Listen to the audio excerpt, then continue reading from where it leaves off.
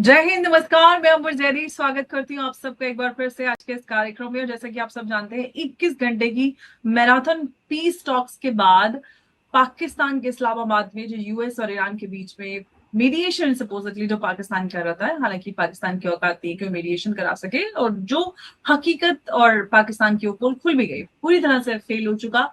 और दोनों ही delegation, Iran और यूएस, अपने अपने देश इमीडिएटली वापस चले गए। उसके बाद प्रेसिडेंट ट्रंप ने warning the straight of Hormuz को बंद करने की, और साथ ही में ईरान ने भी साफ तौर पर कहा कि अगर हॉर्मुज को बंद किया तो तबाही आ जाएगी। और उधर से प्रेसिडेंट ट्रंप और यूएस की तरफ से कई सारे बड़े यहाँ पर असेसमेंट सामने आ रहे हैं। एक तो ये कि ट्रंप एडमिनिस्ट्रेशन की तरफ से थ्रेटन किया गया है कि जो भी कंट्रीज ईरान को सप्लाई करेंगे किसी भी तरह का असला, उन पर 50% टैरिफ का सामना करना पड़ेगा। ईरान को डेडली जो कॉन्सिक्वेंसेस हैं उसकी धमकी है।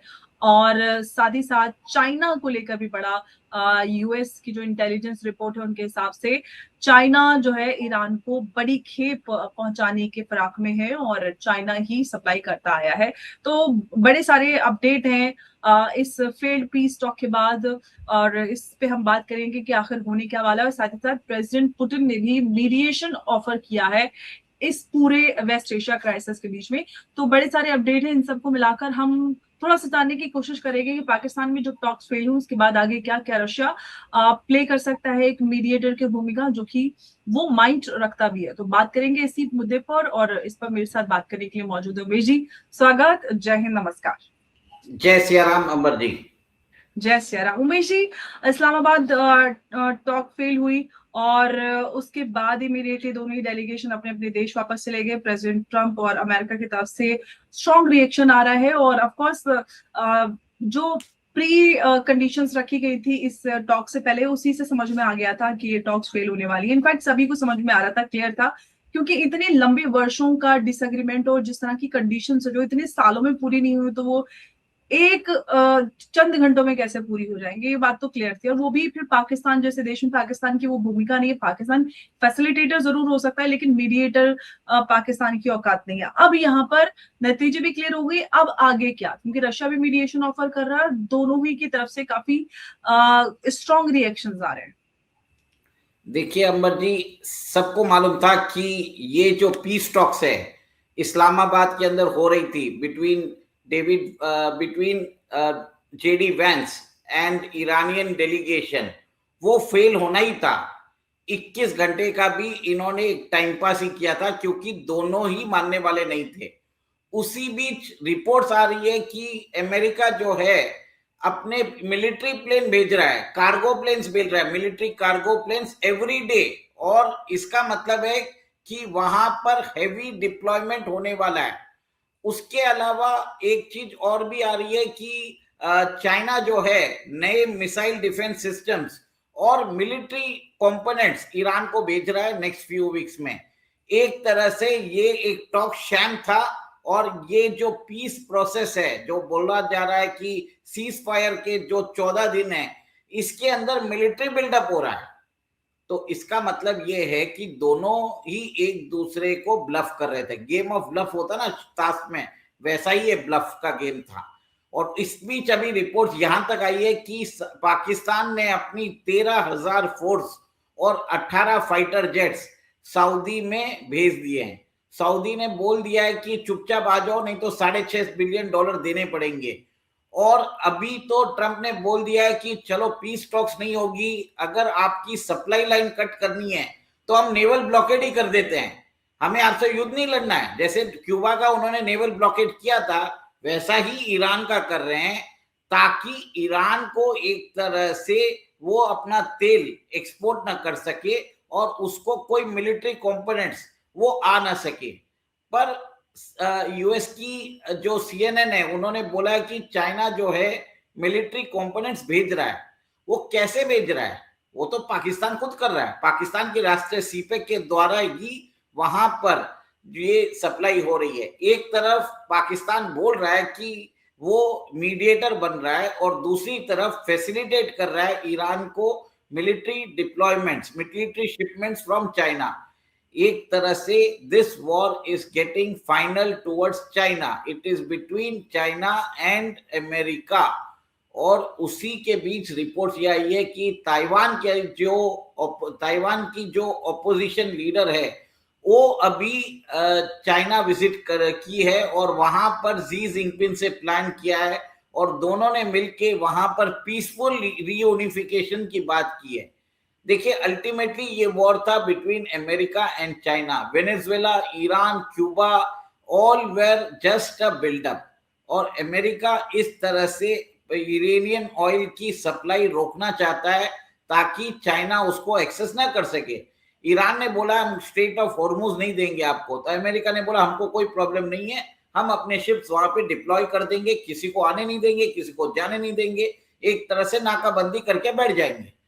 तो इसका मतलब ये है कि वहां पर ये जो सिचुएशन है अब it is developing between America and Iran on the high seas, क्योंकि नेवल ब्लॉकेड में लैंड में तो टारगेट करेंगे नहीं, अब उनको अमेरिकन शिप्स को टारगेट करना पड़ेगा।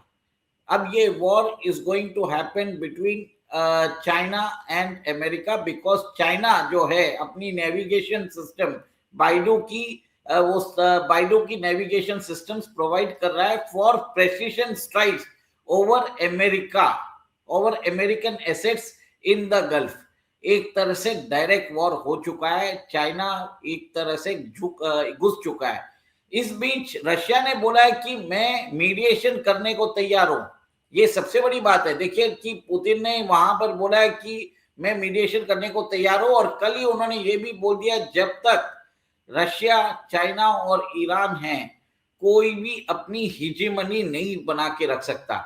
और इसी बीच जो ईरान ने एक तरह से वहां पर जो उन्होंने एक और एक चीज बोल दिया है कि अगर आपने स्ट्रेट ऑफ हॉर्मुज को बंद किया है तो हम आपको मजा चखा देंगे। तो ये एक तरह से अमरजीत दिस शोज कि गल्फ के अंदर रिन्यूड हॉस्टिलिटीज बढ़ने वाली है और यूएस मार्केट्स रिएक्ट कर रहा है। डाउ जोन्स फ्यूचर्स अभी 700 पॉइंट डाउन भी है और कल इसका असर दिखेगा और वापस जो क्रूड के दाम $20 कम हुए थे वो वापस बढ़ जाएंगे। ये एक तरह से न्यूज ड्रिवन, इवेंट ड्रिवन एक तरह से हो चुका है, जिसमें हम ये देख रहे हैं ड्रामेटिक चेंजेस आ रहे हैं एवरी डे, एवरी आवर। ऐसा है कि यहाँ पर सिचुएशन बदलती हुई नजर आ रही है। और इस नेवल ब्लॉकेड से जो क्यूबा के अंदर वहां पर प्रॉब्लम्स हुआ था, वैसा ही प्रॉब्लम्स वो वहां पर क्रिएट करना चाहते हैं ईरान में, ताकि लोगों का गुस्सा ईरानियन रेजिम पर बढ़े। देखिए एक तरह से दिस इज ये स्ट्रेटेजी होती है कि दुश्मन को चोक करने की स्ट्रेटेजी होती है। उससे डायरेक्ट नहीं आप लड़ सकते हो, पर आप उसकी सप्लाई लाइन कट कर दो, आप उसके रेवेन्यू के जो स्रोत है उसको खत्म कर दो। और इस बीच इजराइल जो है वो लेबनान के अंदर हिजबुल्लाह के ठिकानों पर हमला कर रहा है और वहां पर वो अनइंटरप्टेड बॉम्बिंग करता जा रहा है। जो ईरान की जो प्रॉक्सी मिलिशिया फोर्स है हिजबुल्लाह, हुती और हमास, उसको वो डायरेक्टली ले रहा है। अभी वो ईरान से डायरेक्ट हमला नहीं कर रहा है, पहले उसने हमास को खत्म किया, अब वो हिजबुल्लाह को कर रहा है। तो ये एक तरह से सोची समझी प्लानिंग है between Israel and United states. और मेरा ये मानना है कि आगे जाके ये सिचुएशन और भी खराब होगी। ईरान जो अंडर सी इंटरनेट केबल है उसको कट कर सकता है, क्योंकि ईरान के अंदर 45 डेज से इंटरनेट ही नहीं है। और वो वहां पर जो अमेरिकन एसेट्स है गल्फ में उसके ऊपर भी टारगेट कर सकता है। वहां पर डिसैलिनेशन प्लांट्स, वहां के power plants, anything can happen. क्योंकि अगर आप ईरान को चोक करने की कोशिश करोगे तो ईरान भी डेस्परेशन में वो भी अमेरिकन एसेट्स को हमला करेगा। वहां पर क्रिटिकल इंफ्रास्ट्रक्चर और वहां पर जैसे desalination plants, power utility projects, data centres और under sea internet cables, everything can be targeted ताकि इकोनॉमिक इम्पैक्ट आ जाए अमेरिका के ऊपर। लेकिन अब बेशी यहाँ से सबसे बड़ी बात ये है कि जिस तरह से स्ट्रांगली यूएस की तरफ से भी रिएक्शन आ रहा है, चाइना को लेकर भी कॉल आउट किया जा रहा है, ये भी कहा जा रहा है कि भाई जो जो लोग भी ईरान को मिसाइल या कुछ भी सप्लाई करेंगे उनको टैरिफ 50% टैरिफ का सामना करना पड़ेगा। यहाँ से आपको क्या लग रहा है कि क्या वाकई में ये जंग बढ़ने वाली है, या फिर जो रशिया ने मीडिएशन ऑफर किया है उस पर हम कुछ आगे डेवलपमेंट देखेंगे? देखिए, अभी तो एक तरह से ये जंग is developing between US versus China, ये मुझे नजर आ रहा है। और इसमें अमेरिका एक तरह से फाइट करना चाहता है चाइना के ऊपर, तो कुछ ना कुछ इल्जाम लगा रहा है। देखिए, इतने दिन उसने कुछ नहीं किया, 45 टू 50 डेज, ये पहले से ही सबको मालूम है कि चाइना का जो नेविगेशन सिस्टम है बाइडू, उसकी जो सर्विसेज लेके Iran is able to strike at precision strikes कर पा रहा है अमेरिकन टारगेट्स के ऊपर। उसको रशिया इंटेलिजेंस प्रोवाइड कर रहा है, चाइना उसको मिसाइल कंपोनेंट्स देता जा रहा है। और इतना बड़ा इंडस्ट्रियल कैपेसिटी आज अगर ईरान ने बिल्ड किया है, it is only due to Chinese help. Hamas ने भी जो टनल नेटवर्क बनाया था गाजा के अंदर, वो भी चाइना ने उनको हेल्प किया था। तो ये मेरा ये मानना है कि आगे जाके चाइना जो है इस वॉर में अप्रत्यक्ष रूप से जुड़ चुका है। और रशिया को मालूम है कि अगर चाइना और अमेरिका के बीच में कुछ होता है तो सिचुएशन और खराब हो सकती है। इसके लिए रशिया ने मीडिएशन की बात की है, और रशिया यहाँ पर मीडिएशन करवा भी सकता है। पाकिस्तान की औकात नहीं है। रशिया अगर आज बोलता है कि वो जी जिनपिंग और डोनाल्ड ट्रंप को बुलाएगा, तो वो एक कद्दावर नेता है। रशिया के पास न्यूक्लियर वेपन्स है, रशिया के पास फूड फ्यूल फर्टिलाइजर है, one of the strongest countries on the earth है। इवन अमेरिका से भी ज्यादा स्ट्रॉन्ग रशिया है, मैं मानता हूं। और ये भी आप देखिए कि अगर रशिया इंटरवीन करके बुलाता है तो बात मानी जाएगी, और एक तरह से पुतिन की बात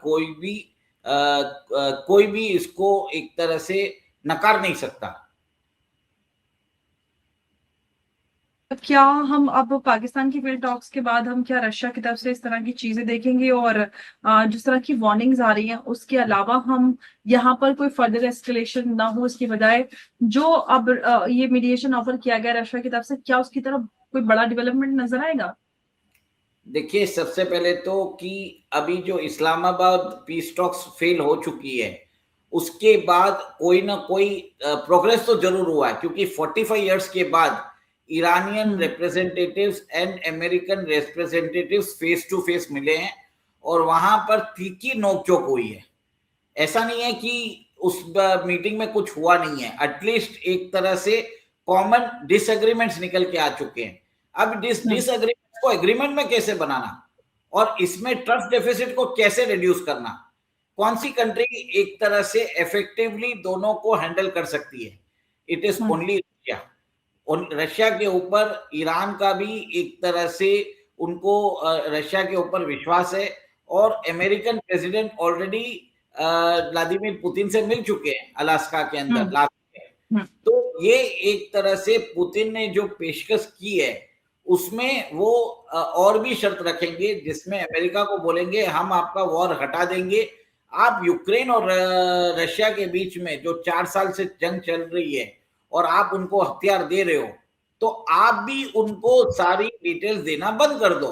एक तरह से ऑफर आएगा कि रशिया यूक्रेन वॉर में यूक्रेन को जो सैटेलाइट नेविगेशन सिस्टम्स की जानकारी अमेरिका देता है अपने जीपीएस के थ्रू, सिमिलरली आप भी देना बंद कर दीजिए, हम यहाँ पर ये काम करवा देंगे।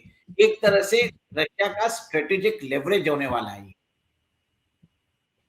तो अब ये हम कह सकते हैं कि इसके बाद क्या फिर रशिया को एक और, जिस आप जब स्ट्रेटेजिक लेवरेज की बात करें, तो क्या यूक्रेन वॉर भी रशिया के लिए, अब रशिया उससे भी आउट हो जाएगा? एक तीर से दो निशाने एक साथ, दो मीडिएशन पीस टॉक्स हम देखेंगे एक साथ?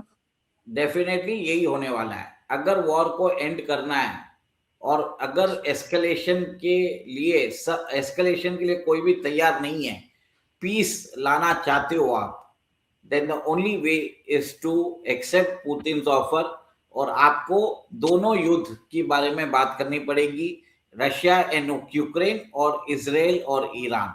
नहीं तो एक और एक फ्रंट ऑलरेडी ब्रूइंग हो रहा है साउथ चाइना सी में between north Korea versus south Korea and Japan और चाइना वर्सेस ताइवान। ये ऑलरेडी साउथ चाइना सी हॉट हो रहा है और भारत और पाकिस्तान के बीच में भी कॉन्फ्लिक्ट के आसार नजर आ रहे हैं। तो world is not ready for an another showdown. तो ये एक तरह से रशिया ने मीडिएशन एफर्ट्स का एक तरह से ऑफर दिया है। अब देखने वाली बात है कि क्या यूरोपियन यूनियन मानेंगे, क्या इसका अमेरिका मानेगा। और एक चीज है, Russia moral ground, high moral ground जरूर क्लेम कर सकता है आफ्टर दिस वॉर। और वो एक उसने अमेरिका को बता दिया अल्टीमेट विनर इसमें ना तो ईरान है, ना तो चाइना है, ना अमेरिका है। अल्टीमेट विनर है king Putin, the Lord Putin. और उन्होंने एक तरह से जो स्ट्रेटेजिक मास्टर स्ट्रोक खेला है, उसने सारे जो उनके दुश्मन हैं सबको चारों खाने चित कर दिया है। अमेरिका हो या यूरोपियन यूनियन हो या उन जो दोस्त बन के दुश्मनी करता है चाइना हो, सबको उन्होंने एक तरह से चिन्हित करके उनको एक तरह से बांध दिया है। ये अब यहाँ से बड़े डेवलपमेंट्स आ रहे हैं पाकिस्तान के इस्लामाबाद में फेल्ड टॉक्स के बाद। जिस तरह से हमने देखा बड़े डेवलपमेंट्स और रिएक्शन सामने आ रहे हैं और रशिया ने भी मीडिएशन ऑफर किया है। अब इस मीडिएशन में क्या डबल पीस टॉक्स एक साथ चलेंगे, जहां पर हम यूक्रेन रशिया और ईरान यूएस इसराइल दोनों ही जो कॉन्फ्लिक्ट्स हैं और मेजर कॉन्फ्लिक्ट्स उनके बीच शांति हम स्थापित होते हुए देखेंगे। ये बहुत बड़ा डेवलपमेंट है। अगर ऐसा होता है तो ये विश्व में शांति स्थापित करने के लिए बहुत बड़ा फैक्टर साबित होगा। उमेश जी, बहुत धन्यवाद आपका इस चर्चा में जुड़ने के लिए हमारे साथ। नमस्कार। जय हिंद, जय भारत। जय सिया राम।